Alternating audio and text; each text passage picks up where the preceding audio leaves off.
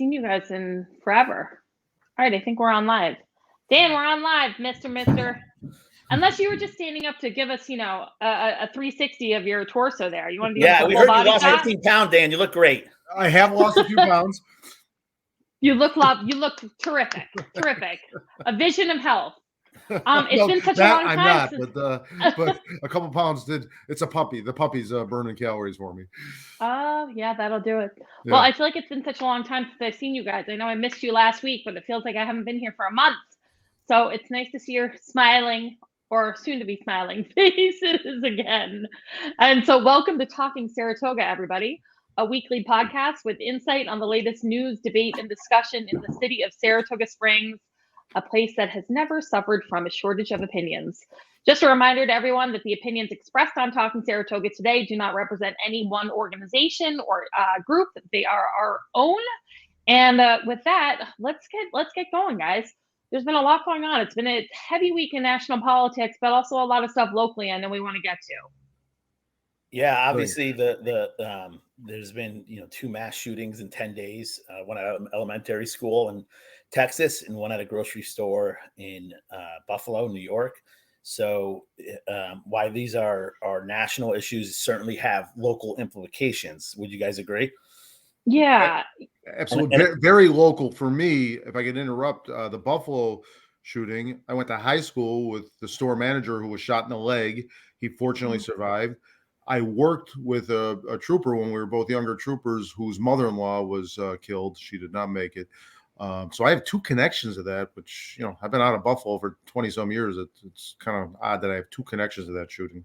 So Dan, I was wondering if I don't know if you have this on hand, but you wrote an editorial in the Saratoga Report about the shooting in Texas. And I was wondering if you would want to quickly share it with our viewers. Yes, I absolutely can. Thank you.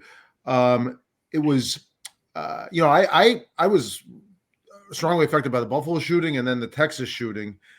And I just felt I was worried about copycats. Arguably, the Texas shooting was a copycat, same age as the kid. You worry about more, right? You worry about more happening. I still worry about more. We're only 2 days removed from the Texas shooting. And I wrote an editorial and I sent it to every commissioner, the Saratoga as well as the Ballston Spa school districts, the chief of police. And I said, listen, can we just get police officers inside schools for the rest of the school year? I know it's controversial. It's deeper than that. I realize it's not simple. But for the next 3 weeks, can we just get cops inside school buildings and then figure out September? We've got plenty of time to figure out September. Maybe there's a better answer by September. But I'm filling sandbags here, folks. I think, I'm worried about the water coming, and I'm not going to build levees and dikes. I don't have time for that. I got to fill sandbags. So get cops inside the schools. I got some good response from readers. I got a couple negatives from readers, some that I know, some that I don't know. It was a mixed bag, but at least as far as the feedback comes, which is not scientific, more positive than not. The 2 of you, I appreciate the feedback you gave me. I got nothing from the city commissioners. Saratoga schools didn't get back to me. The only school that got back to me was Ballston Spa. The commissioner there got back to me quickly, or I'm sorry, the superintendent there, Clentz, I believe is his name. He's outgoing, and he didn't commit or anything, but he appreciated the effort I made, I guess. And I appreciated that the effort he made, even if he disagrees with me. He didn't say either way. I know where academia is, and it's a lot going on. But the police agencies have responded, and they're trying to have a better presence at schools, maybe not as deep as I thought. I said, if there's a school building, there should be a police officer in it. And I realize that's a less than ideal answer. But again, it was a 3-week answer. Yeah, that brings up a point where Kathy Hochul actually called on state police to have a more visible presence at schools. So that's not this what was, I think, a partisan issue of law enforcement at school seems to be crossing the line with Kathy Hochul and asking for state police. But Robin, this is a great segue into when you were commissioner. There's a lot of misunderstanding of what a police officer or a school resource officer or a monitor is. And I know this was something that you dealt with while you were on the city council. So can you give us some insight into that? Yeah, it was actually predated me a little bit. This issue of grounds monitors actually being armed, and the difference between a grounds monitor and a school resource officer really came up in 2018, because it was back in 2018 that the school board voted to not arm the grounds monitors who had been doing the security at the high school for quite some time, I think 30 or 40 years, and every year were approved to carry firearms, even though they were not school resource officers. So that vote back in September of 2018 took the guns away from grounds monitors, and it kind of brought to light this issue of school safety. And people were able to understand, actually there is a big difference between a grounds monitor and a school resource officer. A school resource officer is an on-duty, in uniform, either sheriff's deputy or Saratoga Springs City police officer. So the SRO that we have in the high school right now is Officer Glenn Barrett. So you see him in school, he's in his normal police uniform. He looks, just like you would if you would see him walking the beat. But what he's at school to do is not just to be punitive. He's really there to spot behaviors bubbling up, but before they bubble over. So, and Dan, I know you can probably speak to this as well, but they're there to look to see, if there's a kid who's suddenly sitting by himself at lunch and is not with his normal social group and looks like he might be having some issues, whether it's at home, whether it's in school, and really try to connect with those kids and get them connected to services if they need it, but be on the lookout for things like, abuse at home, abuse in relationships, a whole plethora of things, and be there as a resource, not be there as someone who's constantly being punitive. So I think that's kind of an important thing to point out. And not limited to, and I think you said that, but not limited to violence, right? There was correct school resource officers. They had to deal with a sexting scandal, and they had things like that. They're designed to be proactive, community involved police, and they're not designed to arrest a kid for pot. I mean, obviously there's a way to address that, but they're not, enforcing the law in the hallways like they would on the thruway or something. It's a very proactive, positive role that a school resource officer has. Correct. And so right now, currently in the entire city school district, which includes all the elementary schools, Maple Avenue Middle School, and the high school, there are 3 SROs in total. And I would love to just quickly get both of your opinions on, I personally feel there should be an SRO in every city school, meaning elementary schools, middle school, and the high school. Like there should be one SRO in every city school. That's my personal opinion. I'm just curious what your opinions are on that. Dan and Adam, I don't know if you have one. Adam, I'll let you go. Yeah, I'm absolutely for this. I'm a big believer in the I hate to say it, I'm a gun owner who's pro gun control. I think we should have a lot more control of guns. The guns I own, I should not have been able to buy them as easily as I could. I'd like to think of myself a responsible gun owner. I've taken classes, so it's not an issue for me per se, but for, we see that these 18-year-olds who go and shoot up supermarkets and in schools, it's an issue. And really what stops them is a good guy with a gun. And that's the NRA and Whaley Pierre are horrible organizations. I think they do a lot of harm to this country. But after Sandy Hook, that's the one thing I'll ever agree with him about with Wayne Pierre. Is he said the only thing that stops a bad guy with a gun is a good guy with a gun. And it's kind of a catch-22 of, guns beget more guns. But I think that if somebody is in a school shooting it up, the only thing that's going to stop them is another guy with a gun. Now, the question comes in our elementary schools, do school resources officers have to be in police uniforms? I mean, can they be in khaki? The police have like kind of a casual, police casual look. I think those kind of things of the image they're projecting is can be, whether they're, and I don't think anybody's, I've heard people say, oh, they're going to paramilitarize the school and turn into Fort Drum. Nobody's talking, walking around with long guns, ARs, but something that if there is a bad guy with a gun, it's something they can meet force with force. And so I am highly in favor of that. I think it's long overdue, and I just can't understand the argument of how this would be a bad thing. If, Robin, as you said, these people, these officers are trained as police officers and trained to, handle that firearm and use it responsibly, which they are. This is not just giving a random person a gun and saying, hey, go defend the school. This is giving somebody whose career it is using these firearms. So absolutely, I'm in favor for it. Yeah, we and I'm right with you, Adam. I'm a gun owner because I was a state trooper. My father was a police officer. We hunted forever ago. I haven't hunted in 30 years, but I haven't lifted my guns out of the locker in a decade. But I'm not one of these ex-cops that's, every answer is force and guns and so forth. I do believe in, we have to have some comprehensive answers. There are probably some good answers from the left. They're the first ones to point out the mental health issues that we have to address and things like that. So I do, I'm not guns first and guns. I agree with you on the NRA. I don't have much use for them. But this desire to have zero guns in the schools and to immediately reject an answer that involves a school resource officer or an officer with a gun. I don't understand the school district not having the monitors who are all retired police officers. Is that correct, Robin? So I can't speak to the current group of monitors. Okay. I just don't know. I know back in 2018, they were all retired police officers. Okay.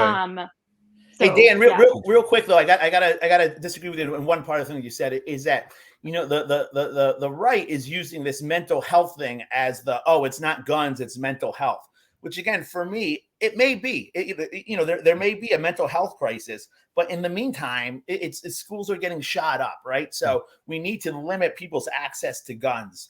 And for me, that argument that the right's making, I think it was Governor Abbott of Texas was up there saying, it's Texas had guns for 60 years and this is just a new problem now and it's a mental health problem. Maybe it is, but the fact that this kid could walk in by 2 ARs, and I understand something that the left doesn't understand is when they say, AR just represents how a gun looks, not to its firing capacity, right, Dan? I mean, ARs can fire different calibers, different rates of fire. But they're easily manipulated to suddenly become fully automatic. That's the problem. With the AR style weapon. Yeah, they're supposed to be semi-automatic. You got to pull the trigger each time you get a shot. But with some things you can buy on the internet quickly, you can turn a semi-auto effectively. In essence, it's a rapid-fire auto weapon. Isn't it just sad, you guys, though, that we're having a conversation about dead children and that we have to talk about it in terms of like left or right? I mean, it feels like one of these times where like, God, shouldn't we all be in the same mindset here? Like this has to stop and it has to stop now. And so whether it's, we have to tackle everything. We have to tackle mental health. We have to be able to make sure schools have adequate resources so they have enough school psychologists so that when there's an issue, there's someone there who can deal with it. We have to change the gun laws across federally need to be changed. There needs to be some standard. But at the end of the day, I feel like we just go through this cycle where everyone's outraged, everyone's devastated, and then nothing happens. And then we reset. Why aren't there school resource officers in the schools right now? So I can't speak to this exact moment, but I can speak to the experience I had in 2018. In 2018, that fall, I actually sat down with then Mayor Kelly and Commissioner Michelle Madigan. I wasn't on the city council at the time, to write up a resolution to fund more SROs in the school system from the city, because the city pays into the SROs. So it's kind of a shared cost between the school and the city. So in 2018, we wrote a resolution offering to fund more school resource officers. And the school board at the time just completely ignored the offer, like completely ignored it. We never got a response. So the city was offering to fund more money so we could hire more SROs. And the thing is, if you think about it, guys, like our summertime policing issue with nightlife in downtown and Caroline Street, an SRO is kind of the perfect solution here because you can have them in school from September to June, being an SRO in school. And then from June to September, we can have them downtown when we need that increase in police officers and that increase in manpower. So hiring more SROs for the school kind of has it's a twin solution. It solves two problems, in my opinion. And it's something that should be done. The school system should be working with the city again to try to do something like that, So if people want to see SROs, they should contact the school board, is what you're saying. They should go to the school board, let them know, email them, write them, because this is our I think we all kind of feel passionate about this, that this is not the perfect solution, but it's one piece of the pie in solving this big problem that's going to take its multiple slices, multiple ideas. But the first thing is on the ground level is when you have an active shooter, you have a good guy who can meet force with equal or superior force, and that's really the thing that's going to stop a deranged individual. Yeah. Well, and all the summertime issue. I mean, Dan, don't you think this is like within the contractual, the constraints of contracts and unions and PBAs and so forth? I feel like this is actually like the best solution I've ever come up with in terms of dealing with the increased staffing needs in the summer Right. and handling a school safety issue. It makes too much sense, right? It really Right? does. And, Yeah. and I'm not here to say the SROs are the be all and end all. People have pointed out there were SROs at these shootings. They were outgunned because the guy had armor. Same thing in Buffalo. There was a retired police officer, security guard. He got shot and killed. I think he shot at the bad guy and it wasn't effective likely because of the armor. So I realize these things this is not SROs are not infallible, but as one of you just said, it's a good step. It's a good level of defense. Here in Saratoga, we're lucky. We're not Galway where we're 20 minutes from anywhere. We have an entire police department that's maybe 2 or 3 minutes away from every school. Although the ones that are outside the city are a problem, but they would respond to that anyway. So an SRO really needs to hold the shooter off for 3-4 minutes until backup gets there. If SRO's in a rural area, that's a different story. I feel bad for that because you got to hold them off a lot longer before you get any level of help. Well, guys, I want to quickly, because this is such a complex issue and it's something I know we could talk about for some time, but I wanted to quickly turn and take a little turn into the slight absurd, and talk about some of the city council issues that have been coming up lately. Unless anyone has anything else to add on the school shooting issues. I guess since our beliefs are more aligned than not, maybe in a future episode we do need to get somebody on that does have an opposing viewpoint and hear them out. Somebody from the school board or something. Yeah, I agree because we're actually too like-minded. We're too like-minded on this issue. I agree. Yeah, on both sides, right? Because we both, we all I think are pro gun control, pro SRO. Yes. Yeah, I agree. We'll try to find. I can think back to these discussions we've had in the last couple of years and think of a few people, or if someone's watching who wants to come on, feel free to email us at info@talkingsaratoga and tell us you want to come on and talk about why you think SROs are not a good idea. We'd be totally open to that. But in the meantime, let's take a little shift to the city council and talk about kind of new scandal that has been articulated by Mayor Kim in a press release this week about this kind of alleged email scandal. The way I understand it, you guys, and correct me if I'm wrong, but Mayor Kim is alleging that at some time in 2020, the recreation email list was taken by some politician and distributed to outside groups and outside moving Saratoga forward to be used in charter change purposes and for other political purposes. And so he's launching an investigation into how this might have happened. He's named Mayor Meg Kelly as someone who might have been involved. And it seems a little crazy because it seems to have originated because of 1 or 2 complaints from people who got an email during the school board election season that they did not sign up for. And so to me, it's like a real to do about nothing, but I'm clearly quite biased. I just wanted to know what you guys thought. And was that a proper kind of summary of how this scandal has been playing out? Am I correct? Well, yeah, I do see a little more there than you. I'm not in a tizzy over it. If indeed the email list, which was supposed to be for recreational purposes, was taken outside of the rec department and utilized by these political, whether it's moving Saratoga forward or the school board elections or a city election, that's wrong. That shouldn't happen. That shouldn't be done. We should have the confidence that when I sign up for an email list, that it's going to be for that purpose and nothing more. So I do have some concern. Is Mayor Kim milking this on political enemies? Perhaps. It seems like he's got an extra gusto and going after this, but I don't know. Something was wrong. It's apparently it got leaked out completely outside the rec department and city hall. I didn't know how that happened. This apparently happened. The only complaint that I've heard is that I know Gordon Boyd, who has just joined the Democratic City Committee and is a fairly controversial figure in local politics. He came to public comment and said, I don't know, maybe his daughter-in-law or someone he knew received an unwanted email from moving Saratoga forward. And in his description of this, he said that this person has only ever shared their email address with their immediate family and with the rec department. They've never shared their email address with anyone else. And so the only way this possibly could have gotten into the hands of Moving Saratoga Forward is through a leak from the rec department. And I find that to be like one of the most absurd statements I've ever heard. I mean, literally, has anyone, do you protect your email address like you protect your social security number? Like, do you only give it to your immediate family and tell everyone like not to share it with anyone? Like, it just seems a little ridiculous.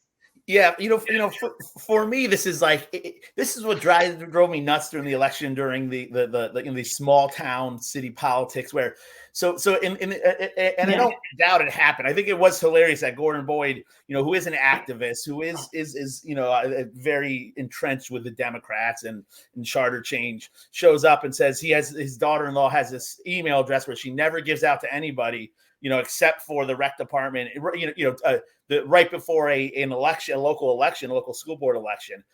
So obviously you had the Democrats in a room, kind of plotting hey, what can Gordon Boyd show up and let's make this a big deal and support that this email, issue is a big deal. When really for me, it reminds me of, something my 8-year-old and my 11-year-old would argue about who gave who email out.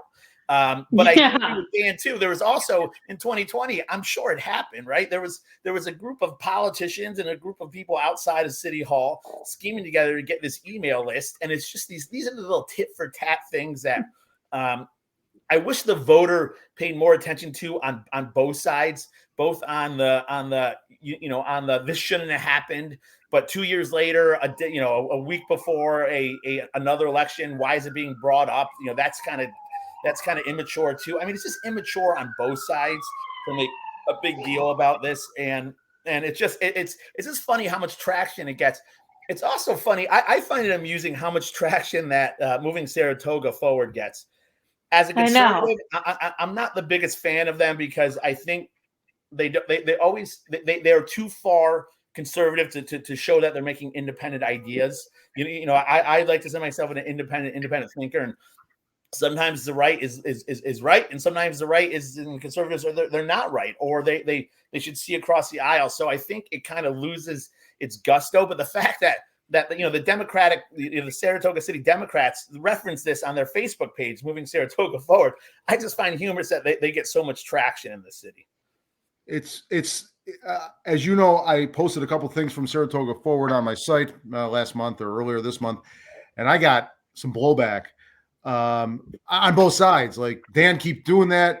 You should do that. And Rob Millis wrote an op-ed countering my reasoning for doing it, and I posted it on my site on Saratoga Report. But it was spirited debate going on, and finger pointing at me from one side, and then on the other side saying, Dan, don't back down. I got a lot of context on this. That was kind of crazy, but let's face it, Moving Saratoga Forward, let's stop pretending they don't exist. They exist. I wish they'd attach their name to it.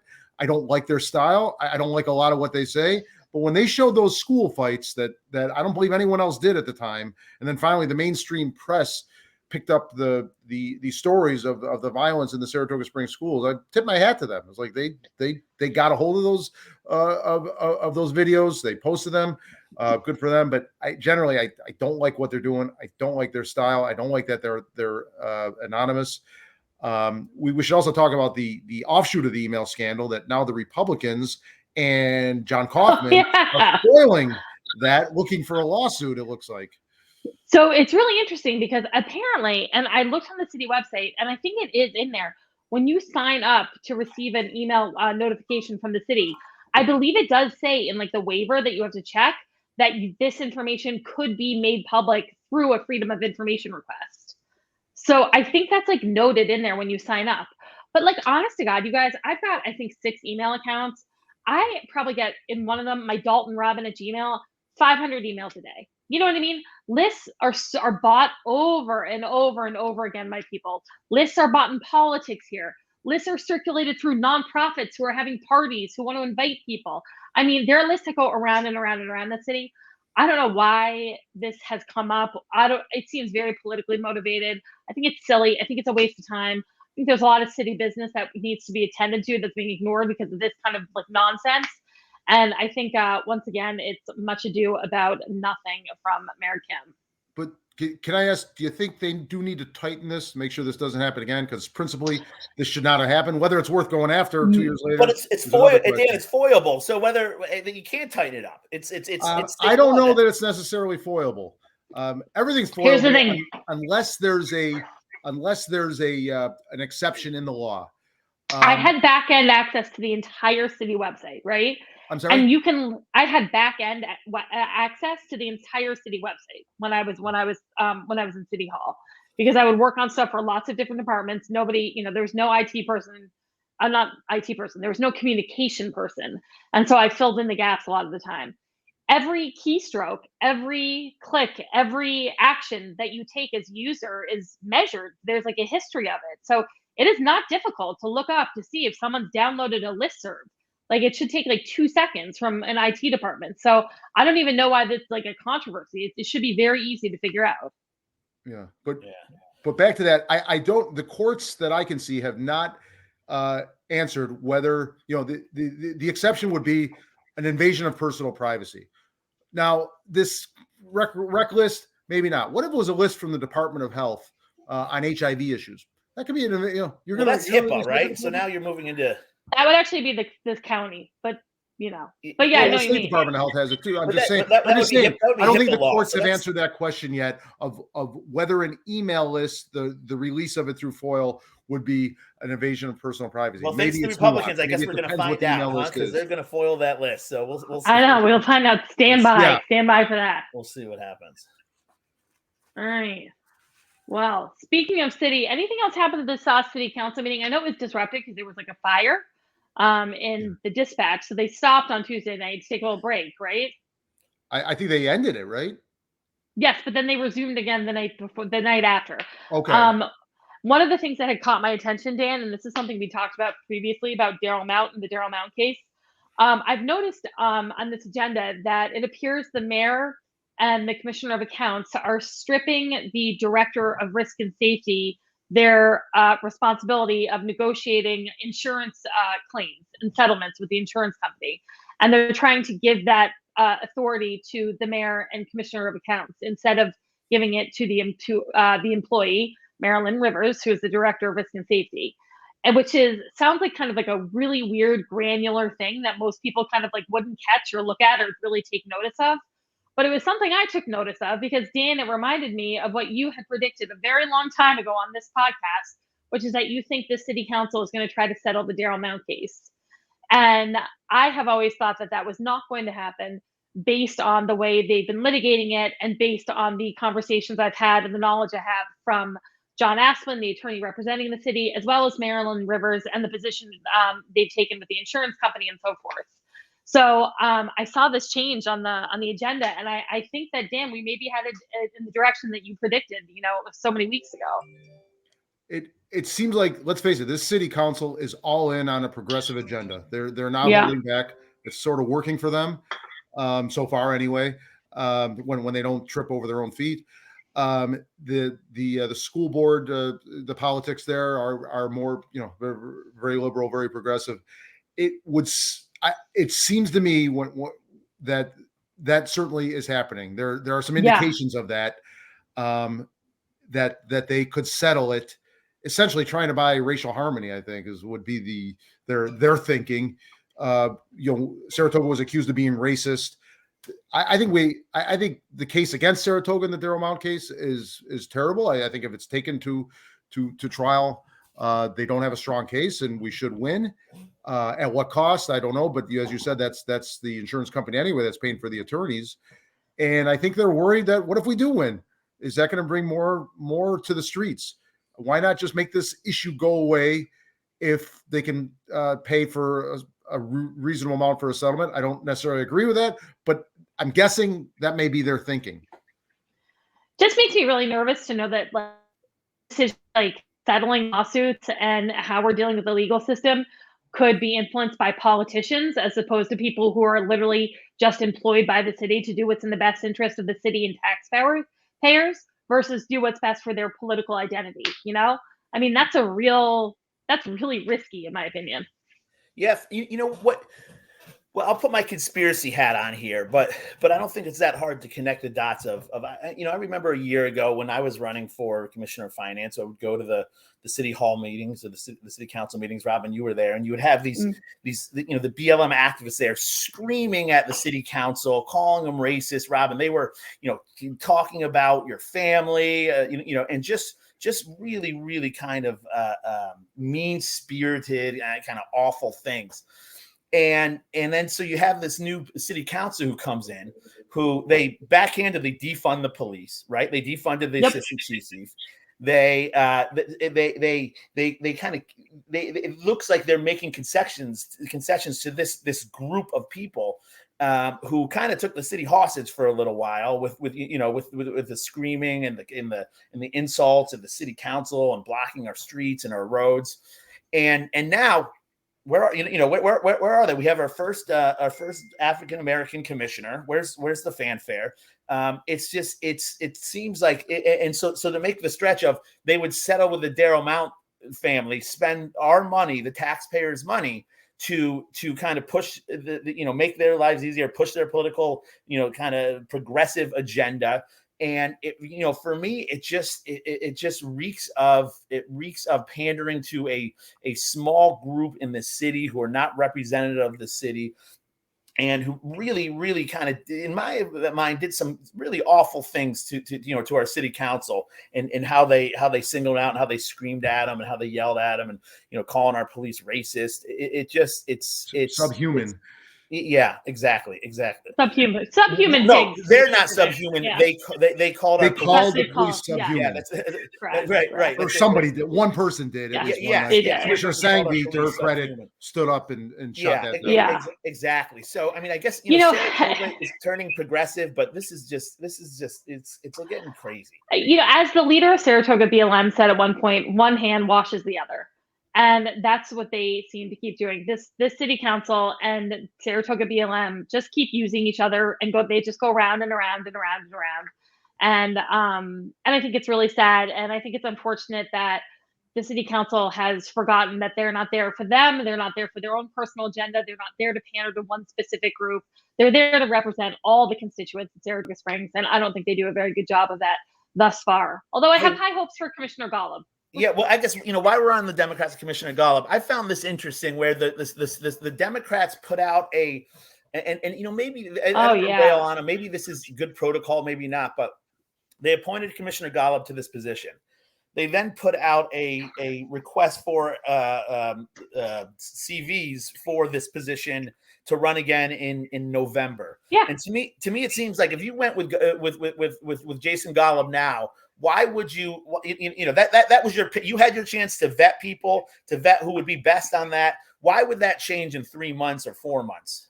They're such assholes. But Dan, you go ahead, because I want to read you something. Listen. The committee is not the city council. The Democratic committee. It's going to be Golub. I think they're going through the motions, make it look good. That's some old school politics. The old search when you already know who it's going to be. I don't like that because that has its own level of duplicity. But I don't think that was a slap in Golub's face, from my view. Wait, real quick, Rob, before you read that, do you think there's anybody other than Golub? I'm sorry. Oh, yeah. I think Billy McTighe, there's a real chance it could be Billy McTighe. Yeah. So I just want to read you guys this. 3 days after Commissioner Golub had taken office, 3 days afterwards, and mind you, when he was appointed by the city council, there wasn't a single person from the Democratic committee there to applaud him, celebrate him, support him. No one from that committee called to congratulate him. I mean, they have not been supportive in any way, shape, or form. So anyway, 3 days into office, this email was sent out from Pat Tuz, who is the chairperson of the Democratic committee. Congratulations to Jason Golub in his appointment as interim commissioner of DPW.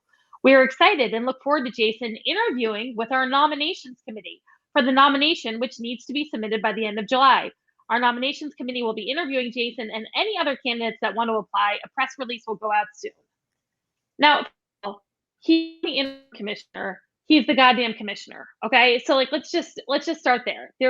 But to send that email out 3 days after he's been sworn in, to me is such a dick move. I know that's really crude to say. I can't even think of other words to describe it. I mean, the man has been there for 3 days, and they're already like, "Oh, thanks for getting appointed.